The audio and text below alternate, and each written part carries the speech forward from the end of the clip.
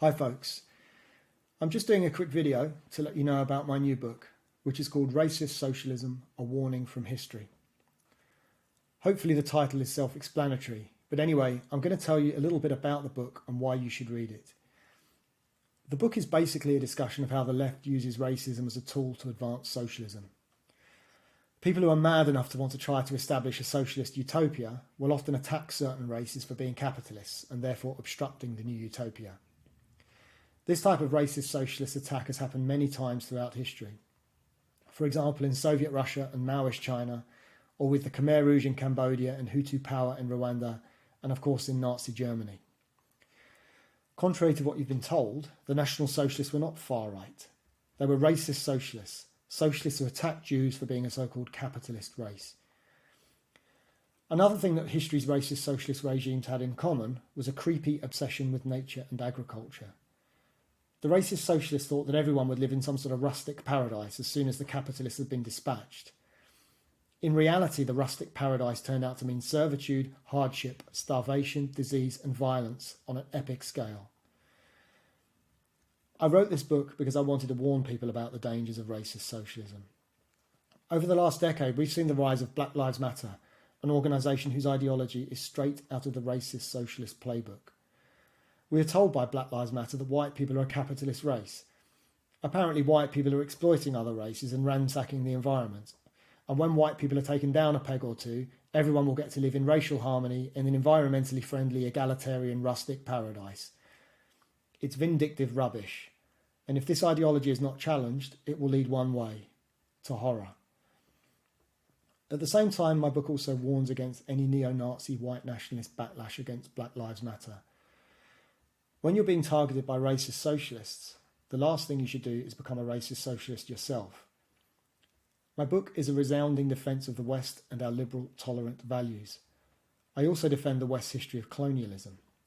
Colonialism was basically an attempt to spread Western values around the world and thereby create conditions of security so we could trade with other countries, an arrangement that benefited both sides. Unfortunately, there's a lot of hostility toward the values and the history of the West nowadays. That's partly because hostile foreign regimes such as in China, Russia and Iran keep bombarding our countries with disinformation. The objective of these regimes is to make everyone in the West hate each other. The media and social media is overflowing with race baiting and other provocations, trying to sow discord in the West and therefore to make people assume that the West itself is the problem. The West is not the problem. Western values are not the problem. They are the solution. When everybody in the West embraces Western values again, the West will be strong and united again, united in freedom. Another reason why Western values have fallen in popularity is because of mass immigration. In Britain over the last few decades, we've been importing millions of new immigrants. Tremendous pressure has been placed on our public services and housing. And arguably even worse, our culture of freedom has been diluted because many of the immigrants do not share our values. For example, millions of Muslims have come to Britain, even though the doctrines of Islam are at odds with our tolerant Western values. And it doesn't help that during the 20th century and beyond, racist socialists have constantly tried to radicalise Islam, making moderate Muslims less moderate and the extremists more extreme.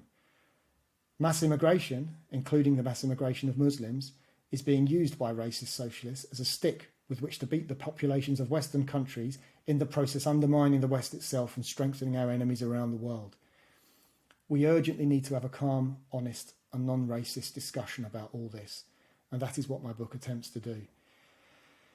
In another one of my books, I called myself a radical moderate, because I believe that moderates aren't doing enough to stick up for themselves.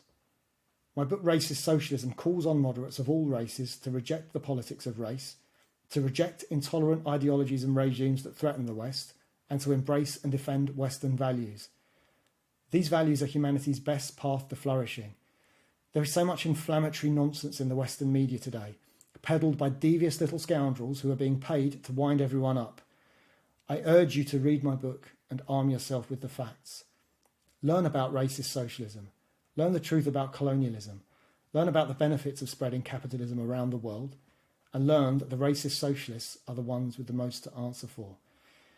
I urge you to join me in an honest, calm discussion about the future of our democracy.